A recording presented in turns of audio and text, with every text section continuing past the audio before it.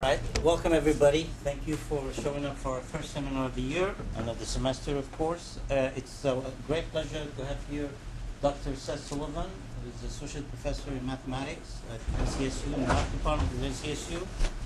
Dr. Sullivant got his PhD in Mathematics in 2005 from University of California, Berkeley, under the direction of Dr. Sternfeld. He joined the faculty in 2008, the faculty at NC State, that is, as an assistant professor in 2008, and for those of you who don't know that, the Packard Foundation Fellowship is a very prestigious fellowship. Basically, no strings attached. Do whatever you want, as long as you do good science. He got one of those, so it's a great privilege and prestige. And Dr. Sullivant has actually been working on some problems in very interesting and very promising new area of mathematics, and so it's a pleasure to have you tell us about it. Thank you for coming. Thanks for the introduction and for inviting me. I work in this area called Algebraic Statistics, and what I want to do today is give a kind of introduction to what this area is about, mainly by a couple of examples. The main idea is to use techniques from a mathematical area called algebraic geometry to study various statistical problems, and in particular statistical models. So to get started, I need to tell you a little bit about what algebraic geometry is all about. So let's let R of P denote the set of all polynomials in the polynomial variables P1, P2, up to Pm with real number coefficients. If we have a subset of polynomials, F, we can talk about the variety defined by these polynomials, which is a geometric object that is the set of points in m-dimensional space that evaluate to 0 at every one of the polynomials in my set F. Now, these objects are ones that you're familiar with from middle school and high school, like the parabola is an example of a variety. It's the variety given by the single polynomial P2 minus P1 squared equals 0, okay, or P2 equals P1 squared. It's the solution set to that equation. And varieties generalize those kind of familiar objects from high school. Now, we can also turn this construction around. If we have a subset of m-dimensional space, we can construct a set of polynomials called the vanishing ideal of this set.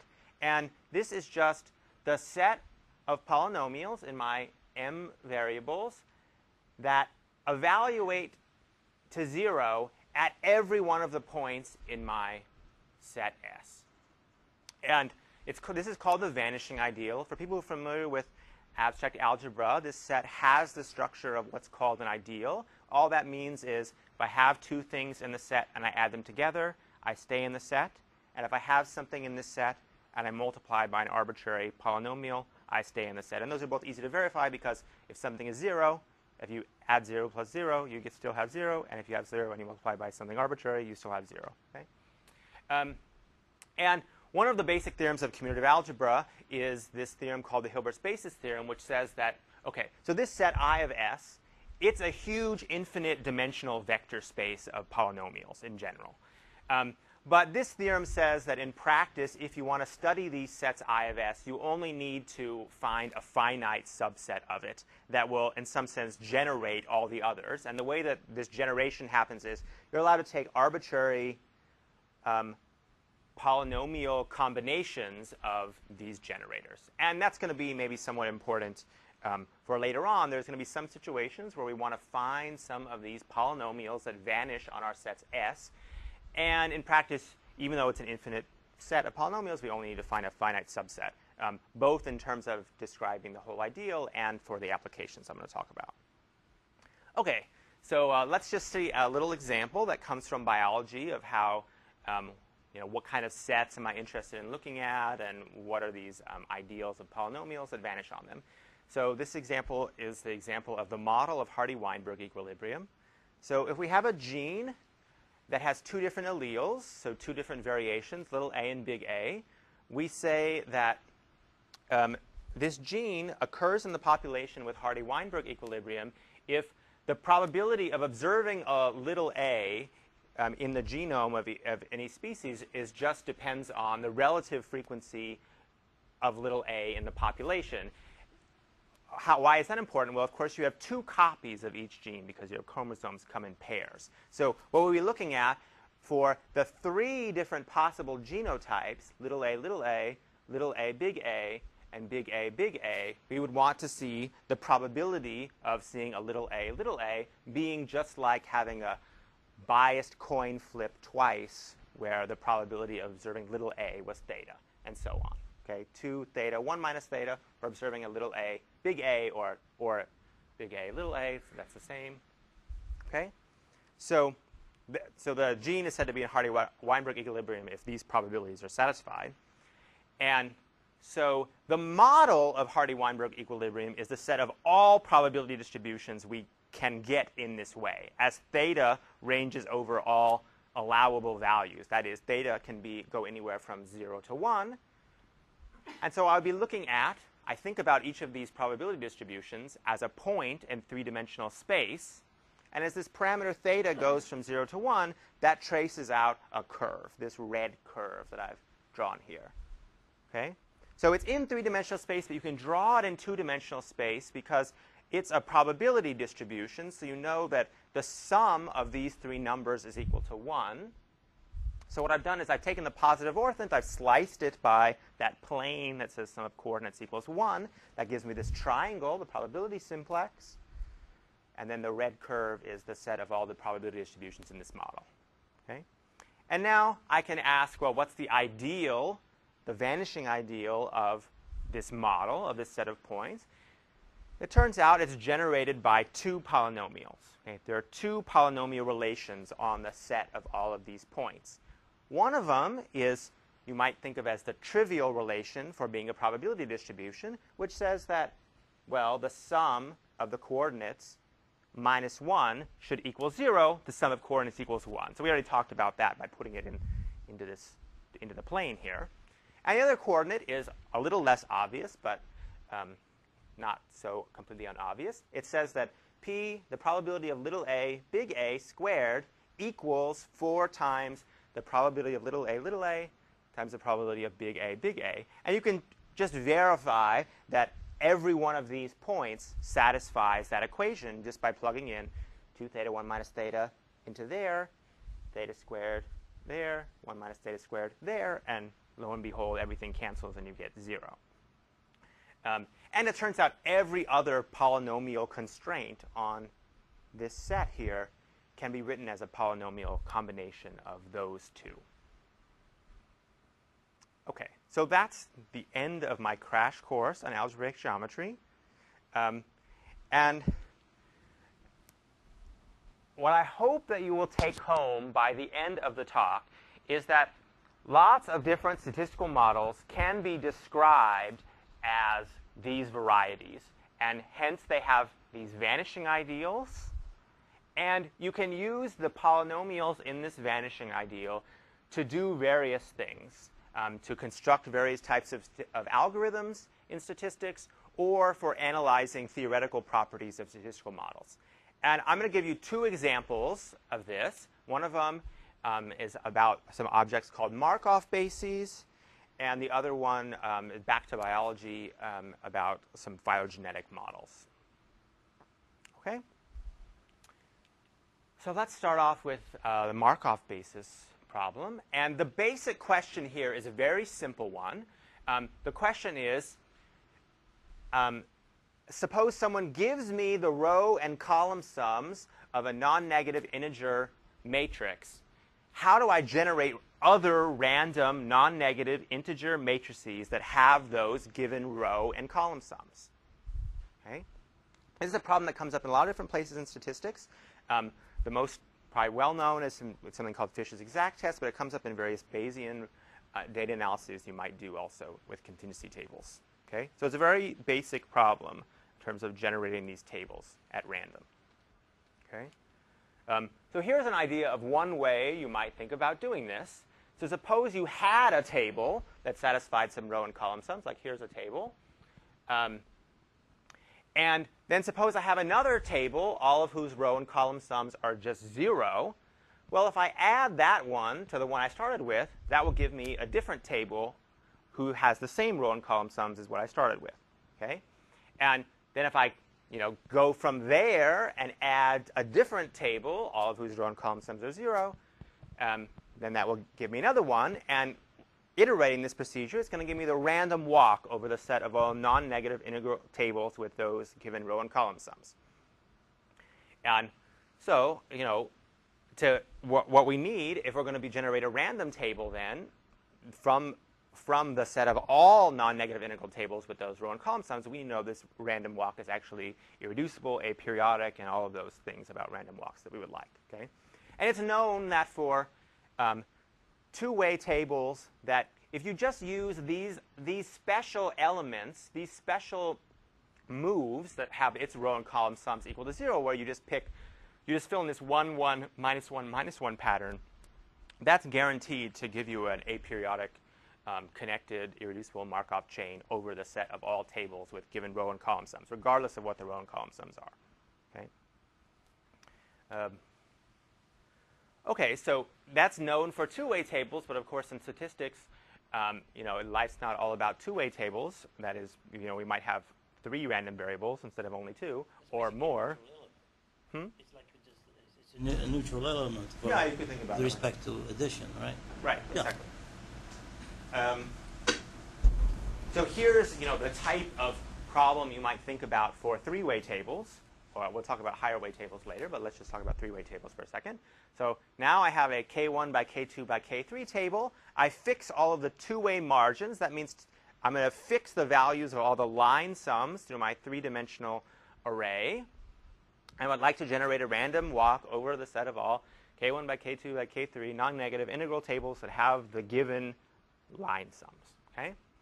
And it's sort of natural to guess an extension of what we saw for 2-way tables, namely, instead of just a 1, 1, minus 1, minus 1 pattern, I should have that on like a cube, okay, a little 2 by 2 by 2 subcube. And those elements, so here, this is my representation of such a thing. So here what I've done is I've taken a 3 by 3 by 5 table, and I've flattened it down into something that looks like a 3 by 15 table. But these little 3 by 3 matrices are just the slices of that 3 by 3 by 5 array. Okay? And so here it has that 1, 1, 1, 1, minus 1, minus 1, minus 1 pattern. Okay? And you might guess or hope that just the things like this would be enough to guarantee an irreducible Markov chain. But it's known that, in fact, you need lots more complicated things. So for example, to guarantee that you can have an irreducible Markov chain, you also need to include this guy here. Okay? So it has 20 non-zero entries in it. So it's much more complicated than the other one. And the problem is to figure out what are the things like this that are more complicated that you need to guarantee that you have this irreducible Markov chain. OK, so just to make everything mathematically precise for a second, here's the general setup in which we talk about Markov bases. We have a linear transformation A that goes from z to the n, the integers to the n, into the integers to the d. A Markov basis for this matrix is a finite subset of the integer kernel, that is the set of all things whose image under A is 0, all of whose row and column sums are 0, such that for all non-negative integer vectors u and v that have the same margins with respect to A, you can find a sequence of elements B1, B2, et cetera, up to B some capital L in there, such that you can get from V to U by adding those elements on, and you guarantee that you always have a non-negative integer vector at every step. So if these things are satisfied, you will be able to take a random walk over the set of all of these integer points in our that satisfy these row and column sums. So for example, this is sort of the picture of what it looks like. And if we were looking at 2 by 3 tables, it turns out that there's it's a set of lattice points inside of this hexagon. Okay? And the moves, these 1, 1, minus 1, minus 1, are giving me different edge directions we can walk on. OK, so again, just to put the previous examples in this context here, if we're talking about the row and column sums, we have the linear transformation that goes from k1 by k2 arrays, spits out the row and column sums, which is going to be a k1 plus k2 length vector. Okay? And it's a linear transformation that takes an array U and spits out this thing of row and column sums. The integer kernel of that matrix is the set of all k1 by k2 integer tables whose row and column sums are equal to 0. And the Markov basis, as I said, consists of all the things that follow this basic pattern of 1, 1, minus 1, minus 1. That's guaranteed to give the connected. Yeah. Question. So do such matrices necessarily have to have integer coefficients? Yeah, I want everything to have integer coefficients because in the applications, all these tables are contingency tables, so they're counting things, so it doesn't make sense to have fractional entries. Yeah. The problem will be much easier if you were allowed, if you got rid of the integrality constraint, as we sort of know in computer science that integers make life hard. OK, so what does this have to do with? Oh, OK. What does this have to do with algebra and ideals? Well, it comes through this theorem here.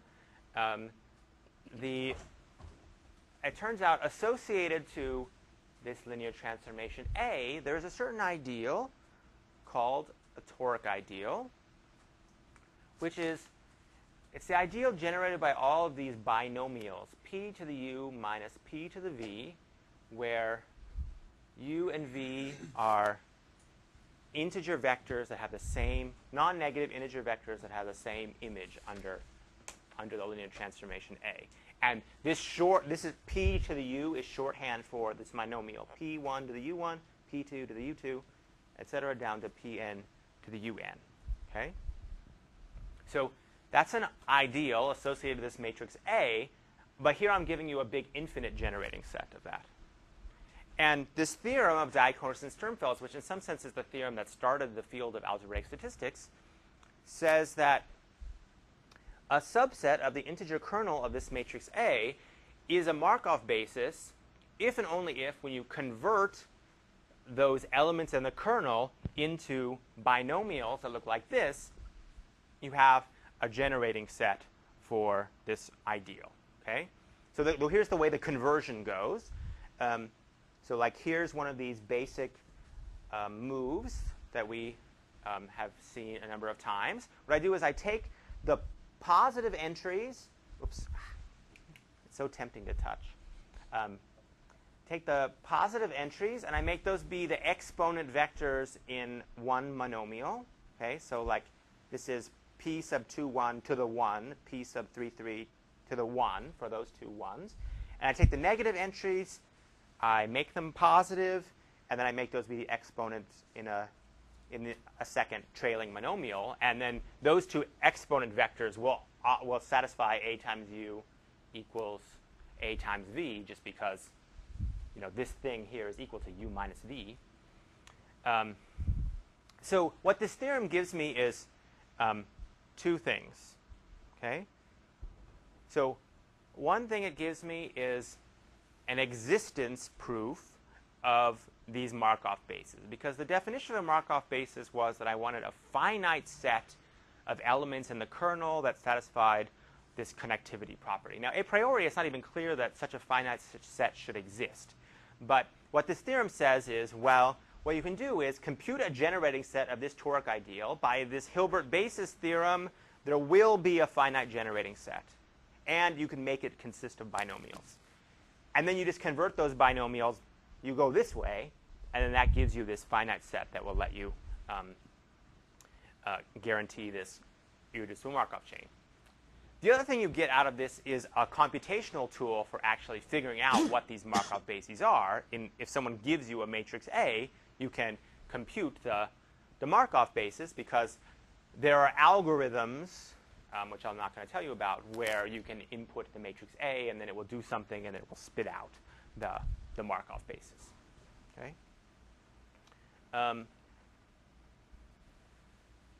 Now, being able to do these things computationally is, of course, a huge advance. But the big problem in this area is that Markov bases are huge and complicated usually. So just as an example, hopefully it doesn't turn you off from the area of algebraic statistics when you hear this, but if you were looking at this problem of 4 by 4 by 4 tables under these two-way margins, so these line sum constraints, it turns out that the Markov basis in that case has about 160,000 elements to it. So it's kind of a non-trivial algebraic computation with polynomials in 64 variables to figure out what the Markov base is. So you have to do some computation with polynomials in 64 variables because 4 times 4 times 4 is 64. And then somehow you get this 164,000 elements. And that's a pretty, it can be done, but it's a pretty serious computation. So what we would like in practice is actually ways to prove theorems about what these Markov bases look like. Okay? So I'll tell you a little bit about some results about these things. As I said, we can look at not just two-way tables or three-way tables, but tables of arbitrary number of dimensions. And we can look at sort of arbitrarily complicated margins.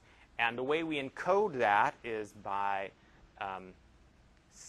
some kind of set of subsets. So let's say I have an n-way table, and I have this list of subsets of 1 up to n. Those sets fi are going to tell me which type of margins I'm looking at. So, for example, if I had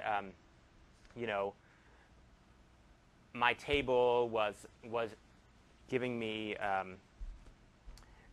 was encoding the relations of 4 variables, like whether or not you're male or female, eye color, hair color, and like how much you like a certain type of music. So that could be encoded in a 4-dimensional table. And then I might have some margins that are telling me I want the eye color, hair color margin, the table that just has information about eye color and hair color.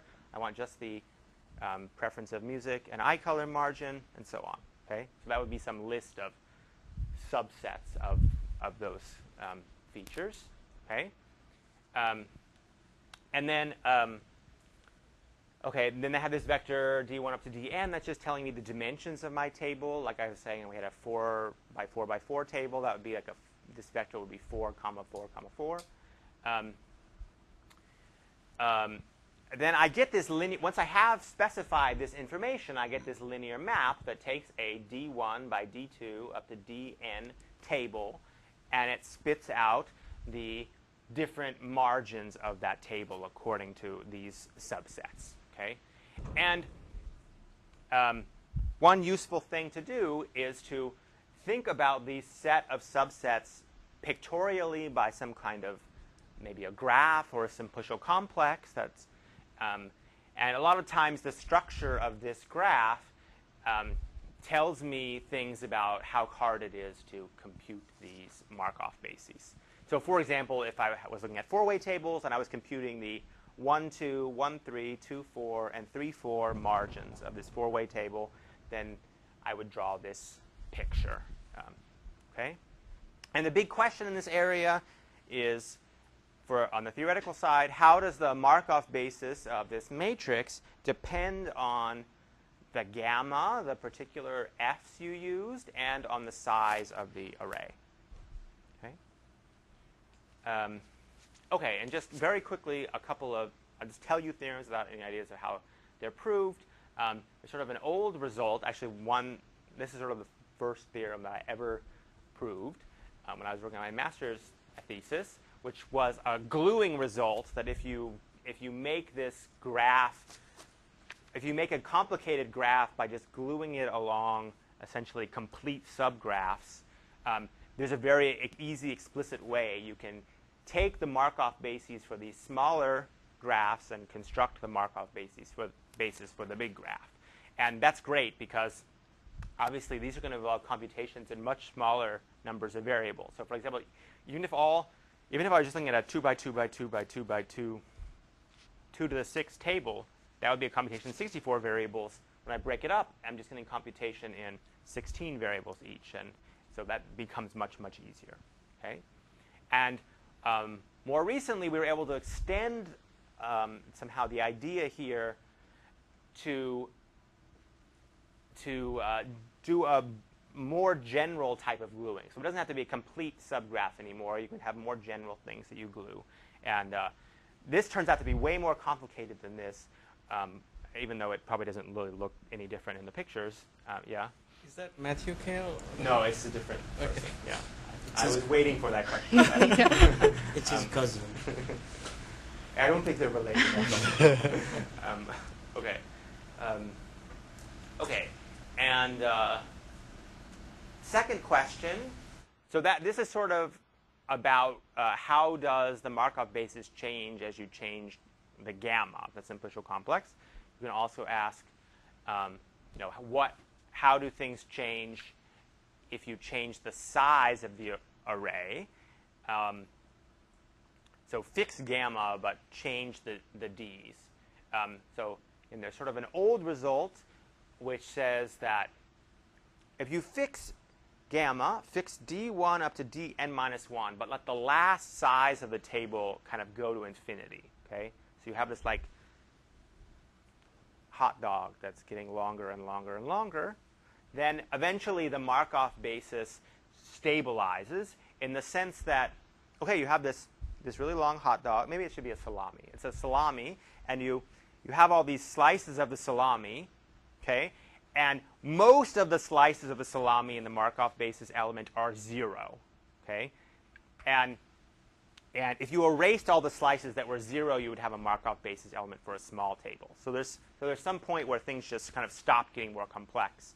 And it turns out that if you're looking at 3 by 3 by 5 table, 3 by 3 by k tables, then the place where things stabilize is at k equals 5. And this is really the most complicated thing you see in that case.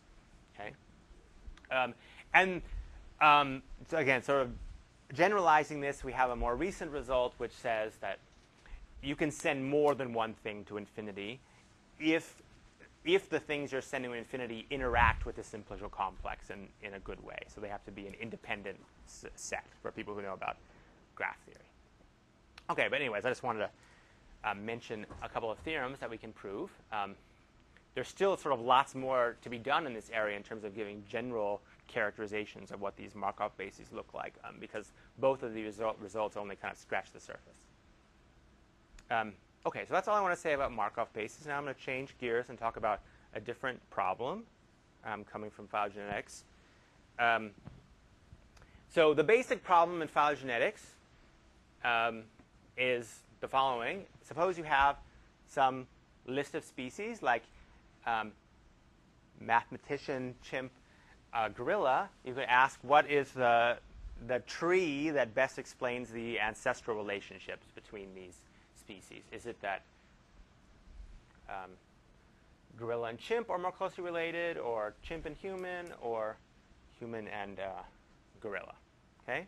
The data for coming to conclusions about this usually consists of DNA sequence that you extract from the different species. So you find a gene that appears in all 3 species in this case. You align those somehow, which I'm just going to treat as a solved problem, but is something that's non-trivial to do too. And then you extract the frequencies of columns in that alignment. So in this case, with 3 species, there's going to be 64 different possible patterns you could see. You record the frequencies of them, and you use that as data to figure out what's the tree that best explains the relationship. Okay? So these models typically assume site independence. That's why I was just extracting columns. So I just assume that the evolution at one site is happening independent and following the same model as what's happening in a different column. And then once we make that assumption, the phylogenetic models that are used are just examples of what we might call latent class graphical models. So I have a graphical model on this tree where each of the nodes is a random variable that has 4 states, A, C, G, and T. And then the probability of observing, A, C at the leaves is given by summing out over all possible states of these 2 interior nodes, which are species whose DNA I do not have access to. That's why they're latent. And then we're just assuming that there's simple Markov mutations that are happening along each edge. So, if this is y1, this is y2, and so on, then I have some root distribution of y1 here. Then I have the probability of mutating from y1 to y2 along this edge, and then so on along all the edges. Okay? And why do I like this as a person who studies algebra? Well, this is all like a probabilistic formula, but since everything's discrete, you can just treat, this quantity here. That's just an entry of a 4x4 matrix, and so I treat that as a parameter. You could give it a name that's like a polynomial variable, and then all of a sudden this formula for the probability is a polynomial formula in terms of those parameters. So you should be able to use algebra to study questions of these models. Okay, now what I've told you about so far are the most basic phylogenetic models. They're assuming this site independence, and they're also assuming a sort of heterogeneity everywhere in the DNA. And those assumptions aren't really accurate for a number of reasons. If you're just looking, as I first said, within a single gene, it's just not true that every site has essentially the same probabilities of mutating. There are some sites that are kind of more important than others, and if they mutated, would lead to a structural change that would kill the organism. So there are just going to be some sites that you might think of as being like slowly evolving sites, and some that could be more fastly evolving sites. And so that's going to give you a non-heterogeneity, a non-homogeneity. Yeah, sorry, non-homogeneity. Yeah. Another issue that's more subtle and interesting is that if you look across genes, it's not even true that you see the same tree. Even though we sort of believe that there's one tree that explains the evolutionary history of this collection of species, across individual genes, you'll see different trees. And the reason for that is because of population level effects, which this picture is supposed to give some idea about. That is, if you look at the blue gene, no, let's say the red gene, so the idea here is the brown outline is supposed to be the species tree, and it's fat and wide because we're imagining we have like a whole population sort of along. So if you're really close to the screen like me, each one of these little pixels could be a different element of the population.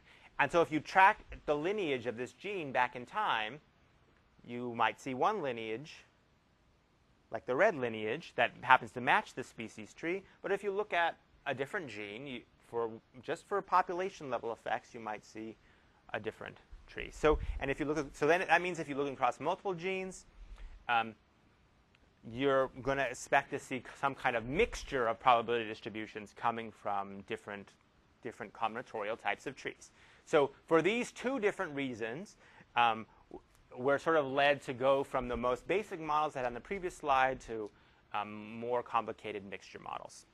So what I'm going to tell you about now is some results for some of these mixture models, some theoretical results. And just for my own simplicity, I'm going to focus on the case of this model that I'm denoting by MT, R, which is, it's a mixture where I have R different classes of sites, but I'm assuming that there's the same underlying combinatorial type of tree for each of those classes. So in the results I'm going to tell you about, I'm sort of not talking about this case. I'm just talking, you could just think about it as this kind of fast, slow business if you want. Our theorem does apply to the more general case. It's just easier for me to talk about it in special case. Okay? Okay, and so the results I'm going to tell you about are some theoretical results about the identifiability of these models. So a statistical model is called identifiable if this parameterization of the model, that is the map that goes from the parameter space into the space of probability distributions, is actually a one-to-one function.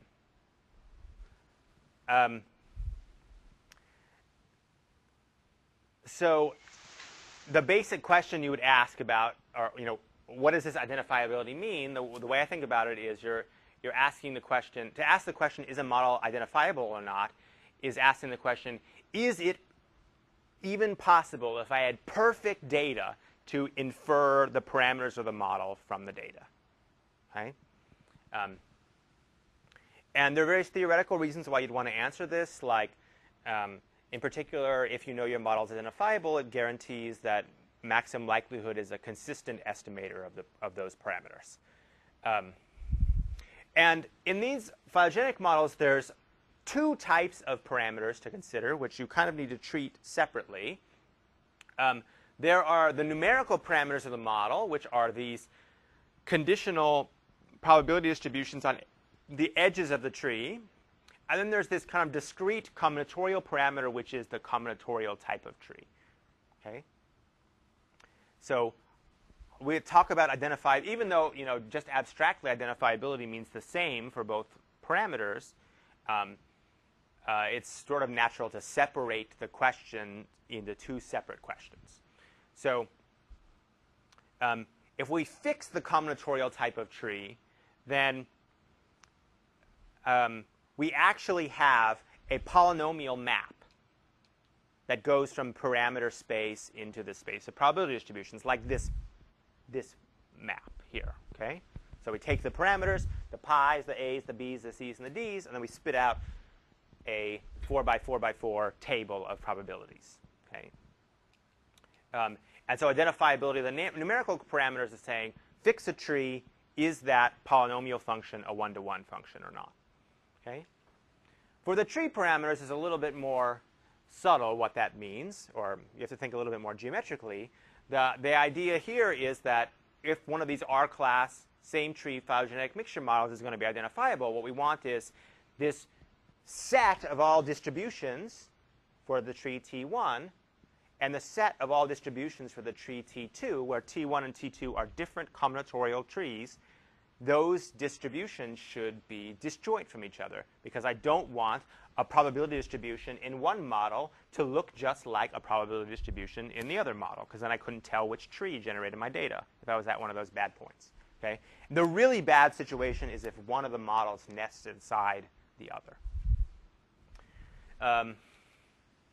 Okay, so I was just talking about identifiability and how we're going to prove results about it. But it turns out that for mixture models, and pretty much for any latent class model, it's impossible pretty much to have identifiability. It's too strong of a condition to ask for. And there are various reasons for this. The main problem is just given by this picture. These models, because if you, say, shrink the length of an edge to 0, that is, you make it be impossible for there to be any mutations along a particular edge, you can have two distinct combinatorial types of trees, but when you shrink an edge over here, and when you shrink an edge over here, you get the same tree. And so those models for the unshrunken trees will actually intersect, and so that's sort of bad. So at any rate, we need to weaken this notion of identifiability to something called generic identifiability. So for the numerical parameters, that means that this polynomial function is one-to-one almost everywhere. And for the tree parameters, what it means is that if you intersect the models, you get something of strictly lower dimension. So this is the really bad non-identifiable, non-generically identifiable thing, where they intersect in something of the full dimension. And what we want to see is something like that. Okay? And how does algebra come into proving identifiability? Well, it comes down to this very basic proposition, which is, suppose that you can find two polynomials, f0 and f1, where fi evaluates to 0 for every point on model I, and it evaluates to something not 0 for some point in the opposite model. Okay? So what we're saying is, if I look at the variety defined by this polynomial, like that could be the green thing here, that completely contains m1, and there's some points over an m0 that aren't contained in the green thing. Okay? So if that is satisfied, if there's just one point that's off, then actually almost all points have to not be in this f equals 0 point area 2, and hence the intersection will have strictly smaller dimension. Okay? So we just need to find these polynomials that evaluate to 0 on the models. In phylogenetics, these are called phylogenetic invariants for some reason. They're not invariant in the sense of invariant theory. It's just biologists come up with funny names sometimes. And so if we can find these phylogenetic invariants, we can use them to see that the tree parameters in this case would be identifiable. OK, so that's sort of the idea that's going to go into this very brief sketch of a proof I'm going to give on the identifiability theorem that we proved last year with John Rhodes, the University of Alaska. Okay? And this theorem says, for these same tree phylogenetic mixture models, both the tree parameter and these numerical parameters, that is the transition matrices, they are generically identifiable, provided that the number of mixing components is less than 4 to the n over 4, where n is the number of leaves in my tree. Okay? And so how big is this number? Well, if we're talking about like 100 species, then this number is 2 to the 50. So we're saying everything's identifiable if I have less than 2 to the 50 mixing components. Now, in practice, when you actually use mixture models, you're probably never going to go more than like 10, or maybe if you have a lot of computing power, like 100, but probably you're not going to do anything much more than that. So what this is saying, even though from a theoretical standpoint, in principle, you could hope to push this much further, this is saying, well, should consider these models identifiable for, for all practical purposes that you would plan on using these for. Okay? The proof of this result, I should also say, so even though I'm just stating it for these same tree mixtures, we can also prove similar results when we have mixtures of different combinatorial type of trees too, but it's a little more subtle to give the statement. That's why I'm not doing it. So what goes into the proof? So first of all, there are these phylogenetic invariants that I talked about from the previous slide, finding polynomials that are 0 on one thing and not 0 on the other. Then we use some tensor-related results. So for people who came to the tensor thing on Wednesday, that's just part of my motivation for studying tensor stuff. A little bit of combinatorics of trees, and then we're using the idea, which I think is sort of new here, which is that even though somehow I said, well, the identifiability problem for the tree parameter and for the numerical parameters are like different problems that are kind of different, to actually get such a large number here, you really need to try to work on solving both problems at the same time. OK, so let me give you some more details on how this proof works, and then I'll be done. So a little bit of tree combinatorics. So suppose... So, I mean, I saw them. They were back there for a while, but now they're not there anymore. I guess we hung up on them. So let T be a tree. and its leaves are just labeled by the numbers 1 up to n. If we have a partition of this set of leaf labels, which is A1, A2, up to AT, that is said to be valid for the tree T if you look at, for each of the parts of the partition, you look at the sort of induced tree on the leaf label set, they don't intersect. Okay? And the special case where you have bipartitions are known as splits in the phylogenetics literature. So for example, the split 1, 5 from 2, 3, 4 is valid for this tree because the induced tree on 1 and 5 is that subtree. The induced tree on 2, 3, 4 is this subtree, and they don't intersect. Okay?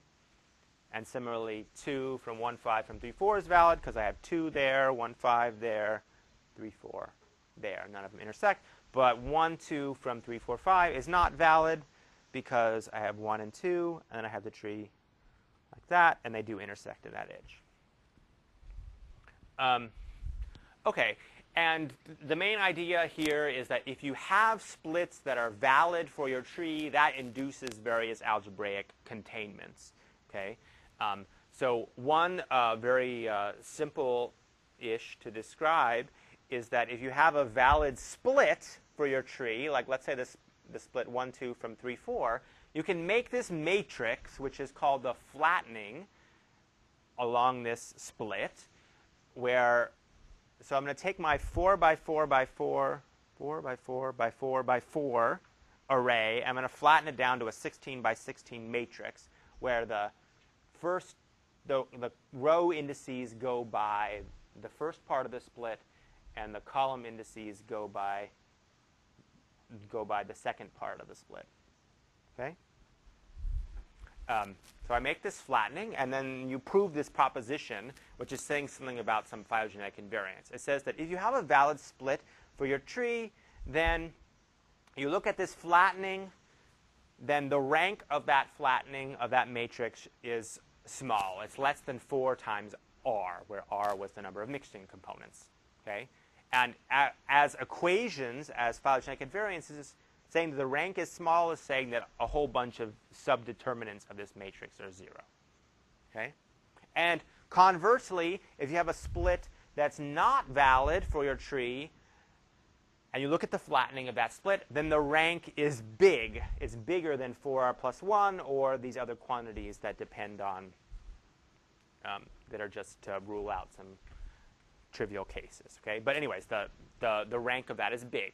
So what that's giving you is some equations that will be true on one tree, and that is will evaluate to 0 on one tree and not evaluate to 0 on other trees.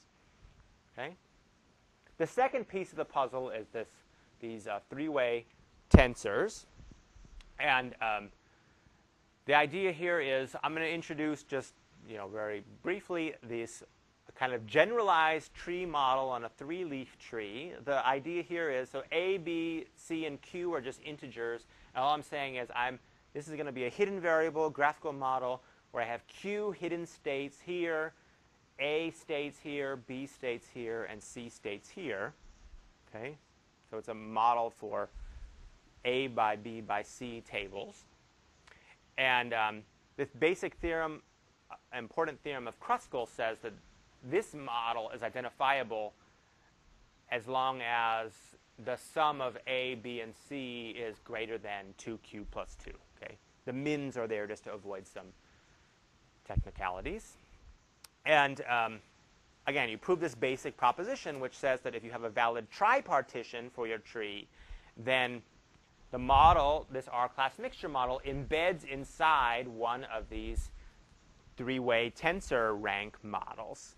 And so you can then use the identifiability of this Kruskal theorem to deduce identifiability of your tree model. Okay? And the last piece of the puzzle is this basic combinatorics fact about trees, which says that if you have a tree with n leaves, it has a tripartition that's valid where 2 of the parts are big, okay, bigger than size n over 4. Okay, and then here's the way you assemble all those pieces together into a proof. So you use these invariants that come from flattening. So you don't know what the tree is, and you haven't identified the numerical parameters. So what you want to do is put all these pieces together to find both. And so you use these flattening rank invariants to find a tripartition ABC that satisfies that condition. Okay. Then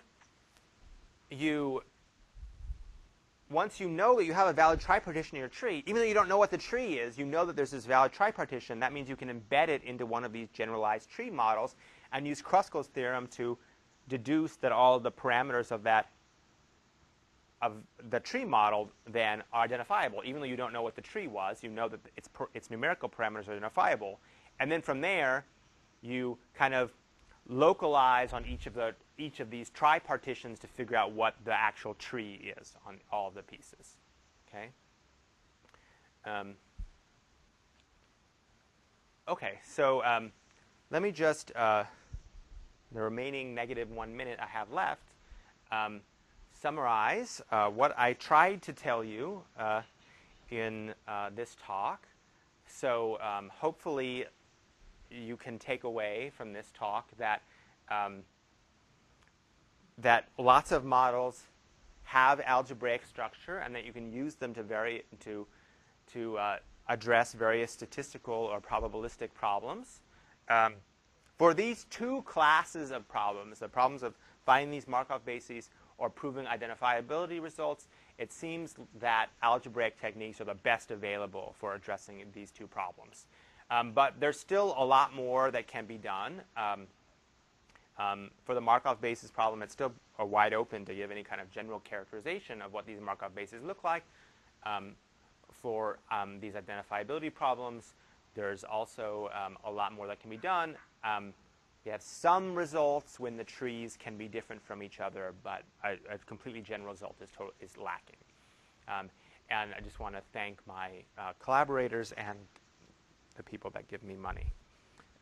So thanks, everyone, for your attention.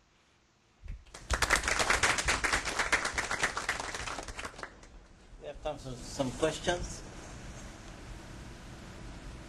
Yes, Jennifer. For these identifiability results, Can you speak up a little bit? for the identifiability results, do any of the proofs give information about, in terms of computational, calculating these things, or is it just existence only? That's a good question. So in principle, you could turn these steps into an algorithm. You could try to.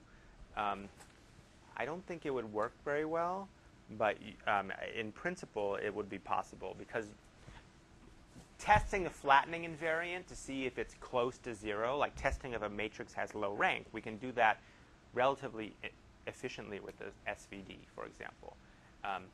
Then, once we've done that, then you can use, I don't know, you could try to find a low tensor rank approximation using, I guess the way that this often goes is doing some kind of numerical optimization or something like that. And then you could use those rank invariants again to try to build up the tree. So in principle, it gives an algorithm. I don't think it would be very good of an algorithm, but yeah. So I have a more general questions. I don't think it's probably properly formulated in my mind yet. But anyway, so when I first heard about algebraic statistics, so I thought the direction would probably be going in was, for example, you have, probability distribution, which can be represented as Markov random field, Markov random fields. And from there, you go on to these graphs, which represent Markov random fields. Mm-hmm. And then you have this, algebraic structure on the graphs which you could use. So is that that's kind of what's going on in the first problem, even though I didn't talk about Markov random fields at all. Where did all my pictures go? Okay, there they are.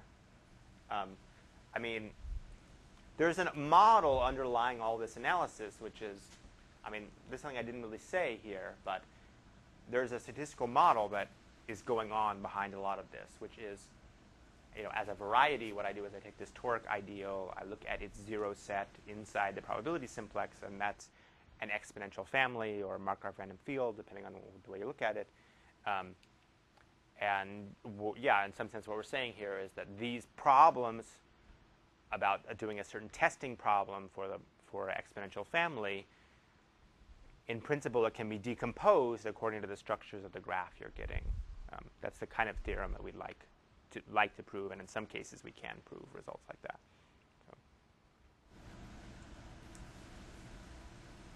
I don't know. Did I answer your question? It kind of. I'm not sure yet. Yeah, I'm not sure about my question either. So. I mean, there's a big, as I said, it's hard to compute things in algebra. I mean, just to be completely honest, even for 4x4x4 tables, it was a huge computation involving hundreds of thousands of polynomials, and to even try to push further than that, some success has been made, but it's not really clear that we can go much bigger than that. So that's why we need these theorems to try to understand the structure without just doing a computation. But coming back to the way you basically sort of you're trying to in a sense simplify your model by taking for instance your square, concatenated it, and you say, okay, we basically you establish an equivalence between what's on the left and what's on the right and things like that. Isn't that sort of in a sense? So you're given, and I'm imagining you're given a graph, and within the graph you're trying to basically decompose this, or at least identify section or subsets of the graph or subgraph that satisfy this sort of property. Right. And then you can basically go back and say, I can say something about these subgraphs. Right. Am I correct in saying maybe this? The other way around, I would think. You have the big graph. You want to say something about the big graph. By using the decomposition. That's right. Yeah, exactly. Yeah. Exactly. Yeah. Because it's sort of reminiscent of what we're doing sort of in algebraic topology, where you have, you basically form all these complexes and making sure that, for instance, all your simplices have a face as an adjacent, as a source of adjacency and things like that. Right. Any other questions? All right. If not, let's thank our speaker again.